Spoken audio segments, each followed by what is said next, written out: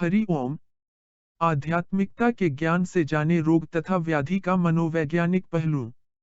मनुष्य का मन जगत नियंता का एक अद्भुत आश्चर्य है। वही समस्त जड़ चेतन का कारणभूत है तथा मानव जीवन के समग्र पहलू प्रत्यक्ष अथवा अप्रत्यक्ष रूप से ही उसी एक केंद्र के इर्द गिर्द चक्कर लगा रहे हैं। मनुष्य का अस्तित्व मानसिक संघर्ष से हुआ है। उसके विचारों ने उसका पंच भौतिक शरीर विनिर्मित किया है। अपनी मानसिक अवस्था के कारण प्रत्येक व्यक्ति अपनी बेड़ियां दृढ़ करता है तथा अज्ञान तिमिर में आच्छन्न हो ठोकरें खाता फिरता है। जाने अंतःकरण से निर्माण के पहलू। जब मन महत्ता तथा विजय प्राप्त करने के निमित्त अग्रसर होता है, जब आंतरिक उद्बोधन होता है, तब ही विश्व की समस्त शक्तियां उसे उन्नत होने के लिए चारों दिशाओं से सहायक होती हैं। अंतःकरण से हमारी बाह्य अवस्थाओं का निर्माण प्रारंभ होता है। संसार के अनेक अस्थिर मन वाले व्यक्ति दुर्बल अंतःकरण एवं अशुद्ध अंतरंग के कारण ही रोग तथा व्याधि का भार वहन करते हैं। जितनी ही मानसिक शक्ति मनुष्य को वासनाओं के पोषण करने में विनष्ट करता है, उतनी ही शक्ति का यदि सदुपयोग किया जाए तो वह पूर्ण स्वस्थ एवं अक्षय यौवन के अमृतोपम सुख लूट सकता है। सर्व प्रकार की व्याधियां मन की बुरी भावनाओं से ही उद्भूत होती हैं। इसके विपरीत जहां शुद्ध भावना का अक्षय राज्य है, वहां शांति निवास करती है। मानसिक शांति का नाम सुख तथा अशांति ही दुहक है। अब जानते हैं मन तथा शरीर का संबंध। मन का शरीर पर अटूट अविच्छिन्न एवं अकाट्य प्रभाव है और यह सब काल, सब स्थितियों तथा समस्त अवस्थाओं में समान रूप से रहता है।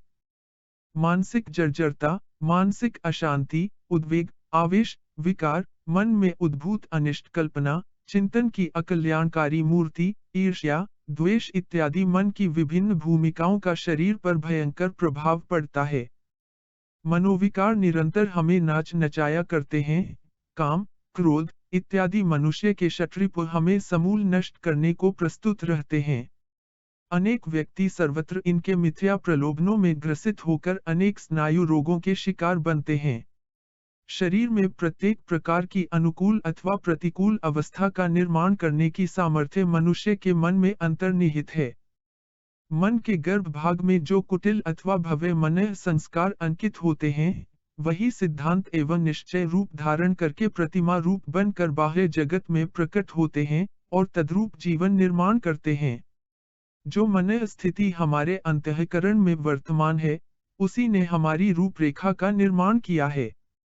यदि मनुष्य की आंतरिक स्थिति तुच्छ एवं घृणित है, तो उसके पीछे दुहक तथा क्लेश इस प्रकार लगे हैं, जैसे जीव के पीछे उसकी परछाई। मनुष्य अपने विचारों का फल है। बाह्य स्वरूप मन द्वारा विनिर्मित शरीर वह ढांचा है, जिसमें वह निरंतर अविच्छिन्न गति से निज शक्तियां संचारित किया करता है।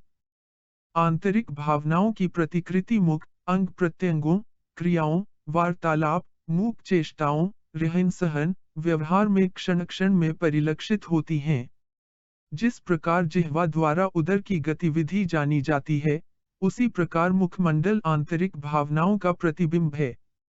मन की शरीर पर क्रिया एवं शरीर की मन पर प्रतिक्रिया निरंतर होती रहती है।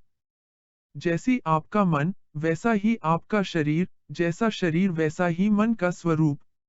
यदि शरीर में किसी प्रकार की पीड़ा है, तो मन भी क्लांत, अस्वस्थ एवं पीड़ित हो जाता है। वेदांत में यह स्पष्ट किया गया है कि समस्त संसार की गतिविधि का निर्माण मन द्वारा ही हुआ है। जैसी हमारी भावनाएं, इच्छाएं, वासनाएं अथवा कल्पनाएं हैं, तदनुसार ही हमें शरीर, अंग प्रत्यंग, बनावट प्राप्त हुई है। मनुष्य के माता पिता, परिस्थितियां, जन्मस्थान, आयु, स्वास्थ्य, विशेष प्रकार के छिन्न भिन्न शरीर प्राप्त करना, स्वयं हमारे व्यक्तिगत मानसिक संस्कारों पर निर्भर है। हमारा बाह्य जगत हमारे प्रसुप्त संस्कारों की प्रतिच्छाया मात्र है। अब जाने मन की विभिन्न भूमिकाएं। संसार अपने आप में न निकृष्ट है, न उत्तम। सूक्ष्म दृष्टि से अवलोकन के पश्चात हमें प्रतीत होता है कि यह वैसा ही है, जैसी प्रतिकृति हमारे अंतर जगत में विद्यमान है। हमारी दुनिया वैसी ही है, जैसा हमारा अंतःकरण का स्वरूप। भलाई, बुराई, उत्तमता, निकृष्टता, भव्यता, कुरूपता, मन की ऊंची नीची भूमिकाएं मात्र हैं। हमारे अपने हाथ में है कि चाहे ईर्ष्या, द्वेष, स्वार्थ की भट्टी में भस्म होते रहे और अपना जीवन शूलमय बनावे अथवा सद्गुणों का समावेश कर अपने अंतःकरण में शांति स्थापित करें। यदि तुम क्रोध, माया, लोभ, ईर्ष्या, द्वेष अथवा अन्य नाशकारी विकार से उत्तेजित रहते हो और फिर इस बात की आशा रखते हो कि तुम्हारा स्वास्थ्य उत्तम रहे, तो तुम निश्चय ही असंभव बात की आशा बांधे बैठे हो। ऐसा कदापि संभव नहीं, क्योंकि तुम तो निरंतर अपने मन में व्याधि के बीज बो रहे हो। ऐसी अप्रिय मानसिक अवस्थाएं गंदे नाले और कूड़े करकट के उस ढेर की तरह है, जिसमें अनेक रोगों के कीटाणु फैल रहे हों। मनोजनित कुत्सित कल्पनाओं, क्रिया प्रतिक्रिया, आघात प्रतिघात से भूत प्रेत के अंधविश्वास आज भी हमारे आंतरिक जगत में द्वंद्व उत्पन्न करते हैं। विवेक बुद्धि परास्त हो जाती है। अनकॉन्शियस माइंड की उद्भूत अनिष्ट कल्पनाएं भ्रम या प्रमाद के रूप में व्यक्त होती हैं और भिन्न भिन्न व्यथाओं का कारण बनती हैं। अब जाने मन का मैल वहम। हमारी अनेक बातें केवल वहम की प्रतिक्रियाएं हैं। वहम मन का मैल है। यह अज्ञान, अविश्वास एवं मूर्खता का प्रतीक है। अमुक तिथि को गृह से प्रस्थान न होना चाहिए। छींकने पर कोई भयंकर घटना घटित होने वाली है। छिपकली शरीर पर गिर गई, अतः मृत्यु अवश्यंभावी है। जन्मपत्री नहीं मिलती, अतः दाम्पत्य जीवन में रोग शोक कटुता होनी ही चाहिए। हमारी ऐसी ही अनेक वहमी धारणाएं मानसिक निर्बलता की द्योतक हैं। हम अभी इतने ज्ञान संपन्न नहीं हो पाए हैं कि अपनी पुरानी विचारधाराओं को तिलांजलि दे दें। वस्तुतः वे रोग और व्याधि को किसी अदृष्ट शक्ति का व्यापार मान लेते हैं। अनेक व्यक्ति चिंता, क्रोध, भय इत्यादि मनोवेगों द्वारा अपने मनोबल को इतना निर्बल बना लेते हैं कि इनके द्वारा उनकी मानसिक स्थिति अत्यंत विक्षुब्ध हो उठती है। ऐसे व्यक्तियों का मन सर्वदा किसी अज्ञात भय से उत्तेजित, गिरा हुआ और प्रकंपित रहता है। चित्त में निरंतर अस्थिरता वर्तमान रहती है।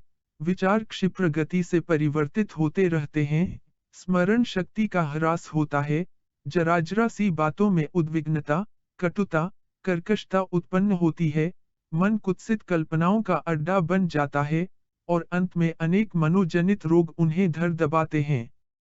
कभी कभी यह मानसिक दुर्बलता पागलपन में प्रकट होकर अनेक उपद्रव करती है। जाने व्याधियों का उद्भव स्थान। अंतस्तल के गहन स्तरों के नीचे हमारी रहस्यमयी सब कॉन्शियस में हमारे नित्य प्रति के विद्वेष, व्यंग्यपूर्ण कटुता, ईर्ष्या, द्रोह तथा असंतोष की जड़ें मिल सकती हैं। मानव के नित्य प्रति के जीवन में जो परस्पर विरोधिता और असामंजस्य कल्पनातीत रूप से वर्तमान है, उसका मर्म हमारी अज्ञात चेतना के भीतर निहित है। मन की यह अंतश चेतना ही व्याधियों का उद्भव स्थान है। प्रत्येक रोग बीज रूप से यहीं से प्रारंभ होता है। शरीर में उत्पन्न होने से पूर्व प्रत्येक रोग अज्ञात चेतना में अंकुरित, पल्लवित एवं फलित होकर क्रमशः शरीर में प्रकट होता है। हमारी जागृत चेतना, कॉन्शसनेस, उसे आकस्मिक और नूतन समझती है और इन अंतर्स्थित कटुताओं, वैषम्य, असंतोष को भुलाकर अपने आप को और स्वभावतः दूसरों को ठगने के लिए बिना विलंब कोई छोटा मोटा कल्पित कारण उपस्थित कर देने की तत्परता में कमाल कर दिखाती है। आइए, व्याधियों के कारण शरीर में न ढूंढ कर हम मन में ढूंढे, अज्ञात पहलुओं पर प्रकाश डाले, मन के गहन स्तर से अपने रोगों की चिकित्सा प्रारंभ करें। जितना ही हम रोग के अज्ञात कारणों को, जो अंतश चेतना में गढ़े हुए हैं, मालूम करने की चेष्टा करेंगे और उन्हें चेतन मन के समक्ष प्रस्तुत करने में सफल होंगे, उतनी ही लाभ की आशा करनी चाहिए। आधुनिक काल का मानव जीवन अत्यंत संघर्षपूर्ण है। वैज्ञानिक जड़वाद तीव्र गति से समाज में विस्तीर्ण हो रहा है। मानव तृष्णा, ईर्ष्या, अहंकार इतने बढ़ गए हैं कि इन समस्त शुभ अशुभ इच्छाओं की परितृप्ति असंभव है। अतृप्त अशुभ संस्कार अत्यंत मार्मिक रूप में फूटे पड़ रहे हैं। आंतरिक अंतर्ज्वाला, कश्मकश, आघात प्रतिघात, वैषम्य, भय, भ्रांति और चिंता के विचार अनिष्ट इच्छा के विकृत विचार दीमक की भांति शरीर को जर्जरित करते तथा बलात्कार हमें रोग व्याधि ग्रस्त रखते हैं। मनुष्य के जीवन की दुर्दशा करने वाला और रोगों से परेशान करने वाला वास्तव में हमारा मन ही है। वीडियो को अंत तक सुनने के लिए